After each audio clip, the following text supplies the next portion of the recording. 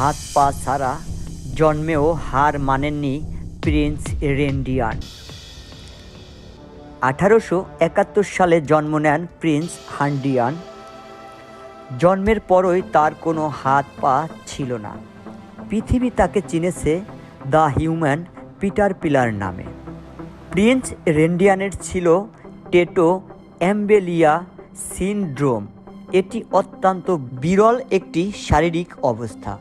এই অবস্থায় জন্মালে অনেকেই ধরে নিতেন মানুষটি সারা জীবন পরনির্ভরশীল থাকবে। কিন্তু রেন্ডিয়ান সেই ধারণা ভেঙে দিয়েছেন। তিনি নিজেই শিখে নিয়েছিলেন কিভাবে পথ চলতে হয়, কিভাবে কাজ করতে হয়, কিভাবে বাঁচতে হয় নিজের মতো করে। শুধু মুখ, কাঁধ এবং শরীর ঊর্ধ্ব অংশ ব্যবহার করে তিনি নানা কাজ করতে পারতেন।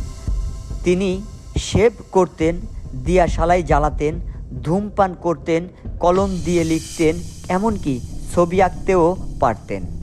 অনেক সময় তিনি ঠোঁটের মধ্যে বিরাস বা কলম দিয়ে খুব সাবধানে রেখে টানতেন। আবার কিছু কাজের জন্য বিশেষভাবে বানানো কাঠের সাপোর্ট ব্যবহার করতেন। সেটি দিয়ে তিনি রেজার বা প্রয়োজনীয় জিনিস ধরতে পারতেন। 1932 সালে তিনি আলোচিত সিনেমা ফ্রিকক্স এ অভিনয় করেন। সেই সিনেমায় দর্শকরা দেখেছেন তিনি ক্যামেরার সামনে শান্তভাবে সিগারেট গুটিয়ে নেন, তারপর নিজেই আগুন ধরান। তবে প্রিন্স রেন্ডিয়ানের জীবন শুধু মঞ্চ বা পর্দার মধ্যে আটকে ছিল না।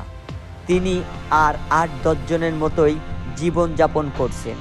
একজন নারীকে ভালোবেসেছেন, পরিবার গড়েছেন। সরাহ নামে এক নারীকে বিয়ে করেন তিনি।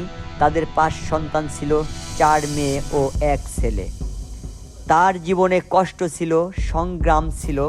সমাজ তাকে অনেক সময় কৌতূহলের বস্ত্র হিসাবে দেখেছেন, কিন্তু তিনি সেই জায়গাকেই নিজের শক্তি জায়গা বানিয়েছিলেন।